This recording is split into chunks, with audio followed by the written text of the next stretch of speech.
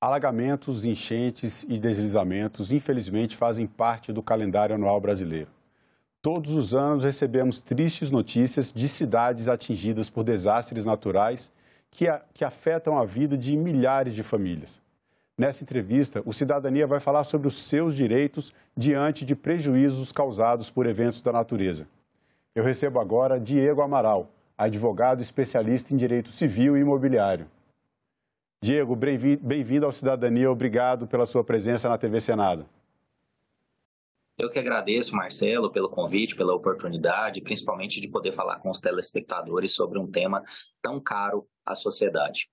Então vamos começar, Diego, com uma questão bem importante. A gente vai falar sobre os direitos das pessoas, né, que são atingidas, das famílias atingidas por esses desastres naturais, desmoronamentos, enchentes, alagamentos, enfim, uma sorte de eventos, uma série de eventos que prejudicam a vida de muita gente. Existe um conceito dentro do direito brasileiro para definir o que é um desastre natural? Olha, é muito relativo ainda, viu, Marcelo? Eu não tenho uma legislação e um texto de lei, um artigo de lei tão específico para definir o desastre natural. Eu tenho no Código Civil o que chamamos de caso fortuito ou força maior, todos esses vinculados a um desastre natural. E no Código Civil tende-se, principalmente nas relações privadas, a se entender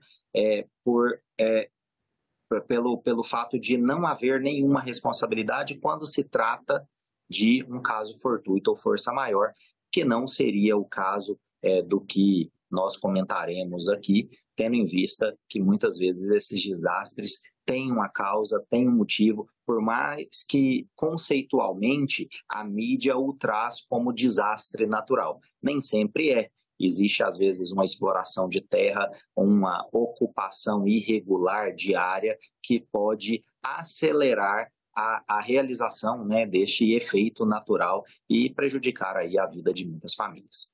Agora, no caso, por exemplo, a gente teve esse ano, 2023, a gente está gravando essa entrevista, aí que é bom dizer, essa entrevista está sendo gravada em março de 2023. Nós já tivemos, em fevereiro desse ano, no litoral de São Paulo, um acidente, né, um desastre natural gravíssimo por chuvas, né, intensas ali na região, vários desabrigados, pessoas que perderam a vida, perderam parentes, perderam todos os bens. E tivemos agora, né, na cidade de São Paulo, na verdade hoje, enquanto estamos gravando aqui, a cidade de São Paulo passa por um momento difícil que se repete ano a ano também. E recentemente, na verdade, na madrugada anterior à gravação dessa entrevista, Manaus também teve problema com os deslizamentos. Nesses casos, as famílias atingidas, por exemplo, por alagamentos, São Paulo, no caso da capital, São Paulo, não tem muito essa questão de áreas de risco, né? Quer dizer, não é que não tenha, mas as partes atingidas da cidade são partes já consolidadas pela urbanização da cidade. As pessoas que são atingidas, que têm danos materiais, elas têm direito a recorrer e pedir na justiça a indenização por esses prejuízos? Marcelo, é muito interessante sua pergunta e ela vai depender de caso a caso. Você mesmo citou aí vários exemplos que aconteceram somente neste ano de 2023. Eu até enriqueceria os seus exemplos, trazendo, por exemplo, há 1 ou 2 anos, salvo engano, em Minas Gerais nós tivemos a queda dos cânions, né, dos lagos de Minas, que afetaram, né, e caíram exatamente em cima de muitas pessoas que estavam desfrutando do turismo e do lazer naquele momento. No início deste ano, no interior de São Paulo, em São Sebastião, tivemos desastres naturais, né, agora perto do Carnaval, que impactaram centenas e centenas de famílias. Essa responsabilidade, muitas vezes, ela vai ser, sim, do Estado.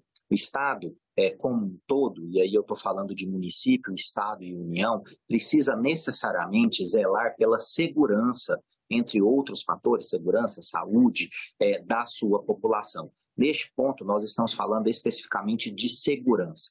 Então, se há um desastre natural dentro de uma cidade, principalmente dentro de uma ocupação urbana, como você já deu o exemplo aí da cidade de São Paulo, onde não se trata necessariamente de encostas, mas de alagamentos que ocorrem dentro da cidade, isso deve ser uma responsabilidade do poder público em relação ao cuidado, à proteção, que devem, ao zelo que devem ter para com essas pessoas. O ideal é tomar todas as medidas cabíveis para que não aconteça. Mas acontecendo, essas pessoas devem ser protegidas para que os danos sejam os mínimos possíveis. E sim, respondendo de forma direta e objetiva a sua pergunta, há possibilidade de indenizações e responsabilização em relação ao Estado. Diferente de outros países, onde existem furacões, tsunamis, o que geograficamente não é uma característica brasileira, e aí nós temos uma situação específica que não caberia, num primeiro momento, pensando pela legislação brasileira, uma responsabilidade do Estado, se lá nesses países existissem a nossa legislação, porque se trata de um evento totalmente natural, e ainda assim poderia ser questionado se o Estado, de forma geral, tomou todas as providências para minimizar aqueles impactos. Aqui, que não existem esses efeitos naturais desta magnitude, nós temos sim esgotos transbordando, nós temos sim ruas sendo alagadas. Essa é uma questão, né? Exatamente, você está falando dessa questão dos esgotos que transbordam e das ruas que alagam. De fato, isso é bem diferente de situações, como você citou também, de furacões e tsunamis, que a gente, felizmente, não tem por aqui. Eventos em alguns lugares específicos, às vezes ciclones ali em Santa Catarina, já tivemos alguns eventos desse tipo. Mas no caso dos alagamentos, a gente está falando de uma questão que é o saneamento básico, né? É o escoamento das águas pluviais em cidades brasileiras, que aí a gente tem uma falha de serviço, né? O que muitos juristas entendem. Nesse caso, as pessoas que são atingidas, elas vão recorrer a quem? A Estado, porque aí a gente tem uma outra questão. Estado, município, no Estado eu falo, né? Você tem a cidade, que é onde acontecem as coisas, as cidades estão dentro dos estados e os estados estão dentro do país, que aí é o governo federal, a União. A quem recorrer? De quem é a responsabilidade nesse caso? Estado, município ou União? Marcelo, vai depender muito do local onde aconteceu o problema. Por exemplo, se aconteceu em rodovias federais, esse será um problema vinculado à União. Se aconteceu dentro do município, será algo vinculado ao município. Se aconteceu em rodovias estaduais, vinculado ao Estado.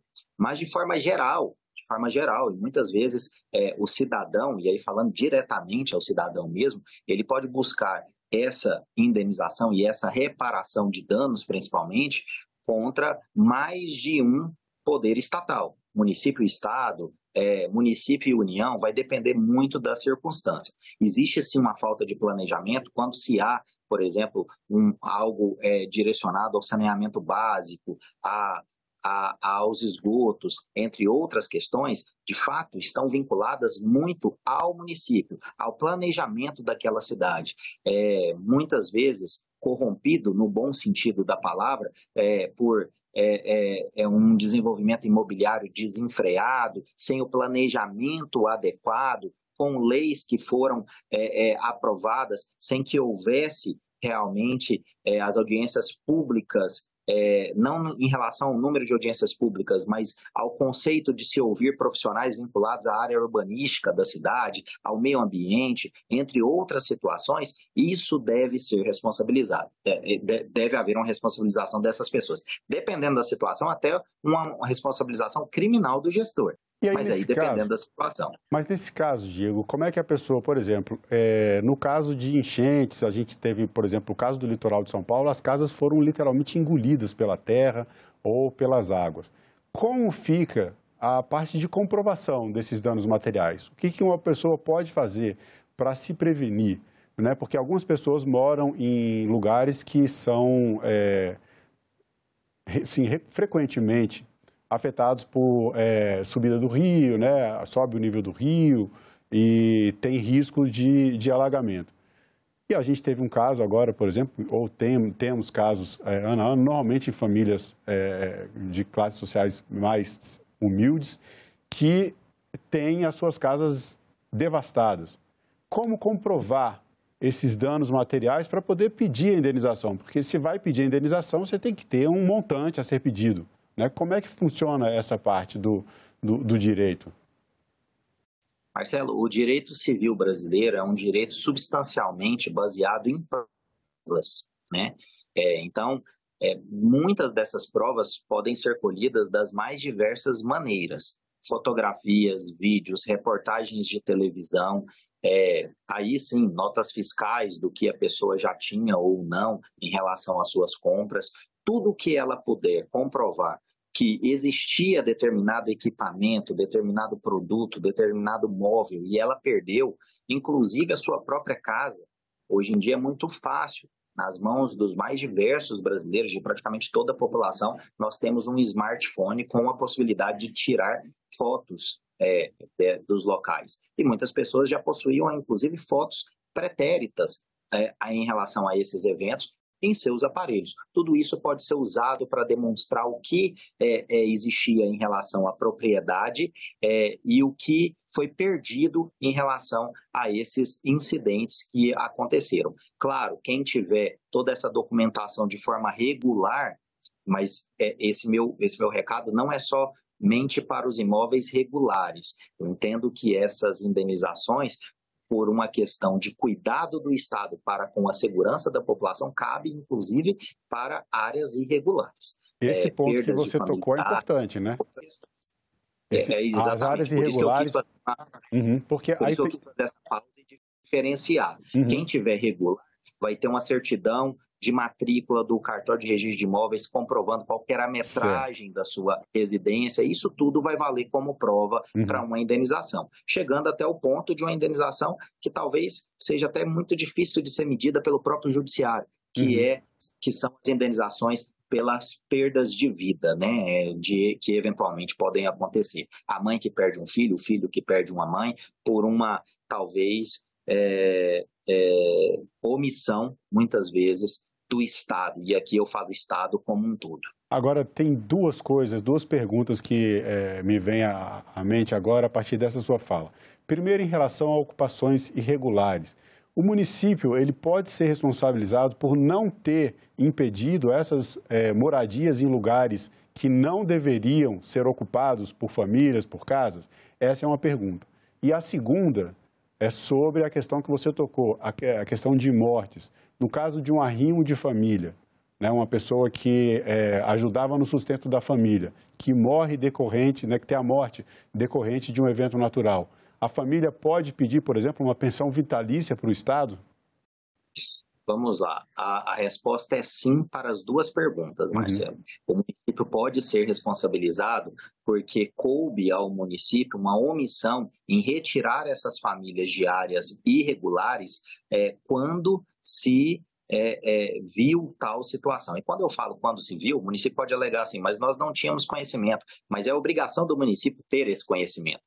Deve haver uma fiscalização em todos os bairros para que se haja, que se verifique, que se analise, que se veja efetivamente ocupações irregulares e aí tome as providências para a retirada dessas pessoas. Se não uma providência administrativa, muitas vezes pode dar certo, que seja uma providência através de um pedido judicial, inclusive com pedidos liminares para desocupação imediata, tendo em vista a segurança daquelas pessoas que podem estar correndo riscos em estarem nesses locais. Então, uma vez que o município não tenha tomado essas providências e aconteceu problemas da ordem material, moral, vinculada a essas pessoas, cabe ao município essa responsabilidade. Em relação ao segundo questionamento, o arrimo de família que eventualmente perde a sua vida por uma omissão ou por uma ação desqualificada do Estado e que contribuiu, de certa forma, para que desastres naturais fizessem com que essa pessoa perdesse sua vida. A família, sim, poderia pedir, e cabe na legislação exemplos nesse sentido, indenizações, se não vitalícias, mas por um determinado tempo, até que determinadas crianças se tornem adultas, possam efetivamente trabalharem, para que essa família consiga se manter sustentável. Cabe ao Estado o cuidado, o zelo por aquela família. E quando eu falo por aquela família, é de todos os cidadãos. Então, assim como cabe ao Estado a saúde pública e o atendimento da saúde pública, por mais que muitas vezes a gente sabe que efetivamente não acontece da forma como imaginávamos ou sonhávamos, cabe também ao Estado essa segurança de moradia em relação aos cidadãos. Agora, a gente falou dessa questão da pensão, né, o pedido de pensão em função de morte. Infelizmente, esse ano já tivemos várias mortes no litoral de São Paulo, foram mais de 60 pessoas que perderam suas vidas. A gente teve perda de vidas também em Manaus e em São Paulo, capital. Nesses casos, a família pode pedir que o Estado pague as despesas, por exemplo, com funeral? Sem dúvida nenhuma, todas as despesas de ordem moral ou de ordem material. Entendo até que quando se fala de algo que se vincula a uma coletividade, esse pedido deve ser feito até pelo próprio Ministério Público, que tem essa corresponsabilidade de observar todos os danos vinculados a uma coletividade. Fazendo um paralelo, como exemplo, buscando um fato muito triste também, tragédia que aconteceu em relação à nossa sociedade há alguns anos, mas a tragédia de Brumadinho, em relação às barragens. Se buscou indenizações de ordem moral, material, pensões em face da iniciativa privada, tendo em vista que a exploração se dava com a iniciativa privada. E tivemos uma vinculação muito forte do Estado nesse sentido, através do próprio Ministério Público. Com o Estado, União, Estado ou município não pode ser diferente. Se o particular responde, o Estado também responde em suas limitações. Agora, em casos mais leves aqui, vamos falar, por exemplo, de quedas de árvores ou então instabilidade da rede elétrica. Caiu uma árvore na cidade, estragou um carro. Ou então a árvore cai sobre a rede elétrica, causa instabilidade e danifica o aparelho eletrônico que está dentro da casa de uma pessoa. Nesses dois casos, vamos lá, um por um. Primeiro, uma árvore que cai afeta uma residência ou um automóvel, qualquer bem material. Nesse caso, cabe também uma ação contra o município e no caso de problemas de aparelhos eletrônicos. Essa é uma dúvida que muita gente tem e às vezes por chuvas de não tanta intensidade, a gente tem problemas em algumas cidades e os aparelhos domésticos, os eletrodomésticos, eles apresentam mau funcionamento ou então chegam até a queimar por conta disso. Como é que fica nessa situação? O que a pessoa deve fazer para recorrer aos seus direitos? Não só respondendo essas suas perguntas de trás para frente, vou começar pela questão de rede de energia no primeiro momento. Não só para o cidadão que tem uma perda significativa em relação a uma geladeira, um freezer, também para aquele comerciante que perdeu ali vários produtos que ele iria vender. E aí o fato gerador impacta nele muito maior do que a pessoa que perdeu somente para seu consumo próprio, porque aquele perdeu para seu consumo próprio e também para sua subsistência em relação às suas vendas de produtos, né? Então, tem ali um dano que é extensivo, né? E que pode ser buscada através da concessionária de energia responsável pelo fornecimento de energia de cada estado. Muitas vezes, empresas público-privadas ou só privadas, aí tem que se analisar em cada estado. Em vários desses estados são empresas estatais. Aí se busca essa indenização em face desta empresa estatal. Então, neste caso, do exemplo que eu dei, além da indenização por danos materiais, do que ele perdeu efetivamente, eventualmente tem até o lucro cessante, o que ele deixou de ganhar com a venda daquele produto. Poderia se buscar isso numa ação de perdas e danos. Esse é o primeiro ponto. Em relação à árvore que caiu, aí sim, sem dúvida, uma responsabilidade objetiva do órgão ambiental de cada município, da secretaria específica ou da agência específica, que deve fazer esse controle para verificar quais árvores estão doentes ou não, por qual motivo ela chegou a cair e afetou ali diretamente com um dano material a um determinado cidadão, estragando o seu imóvel, o seu bem imóvel, né, que seria o carro. Agora, uma pergunta que muita gente faz, a gente recebeu essa pergunta também pela internet. Vale a pena recorrer? Porque às vezes as pessoas pensam em entrar na justiça ou acionando a companhia de energia elétrica, a concessionária, ou no caso, por exemplo, de uma queda de árvore, ou esses casos mais graves que a gente já citou aqui, entrar com uma ação contra o município. Aí duas perguntas para a gente fechar a nossa entrevista. Primeiro, vale a pena? Quanto tempo uma pessoa leva para conseguir essa indenização? A causa realmente vai surtir o efeito esperado? E outra coisa, no caso de famílias mais humildes que não têm condições de pagar, às vezes, um advogado privado, a quem recorrer? Em relação às famílias mais humildes que não possuem condição de arcar com os custos de um advogado privado, sempre buscar a defensoria pública, municipal em algumas cidades, estadual em praticamente todos os estados do Brasil, com essa possibilidade de defesa dos seus direitos. Nós temos alguns obstáculos de acesso à justiça, Marcelo, e esses são vinculados ao Brasil inteiro, independente do estado. Um deles, valor de custas judiciais. E aí quem não tem essa condição já fica com as custas pela gratuidade da justiça através de representantes do estado, né? Defensoria Pública, no caso. E segundo, e o principal deles, que aí afeta todo mundo, independente de valor de custa ou não, é a demora da justiça.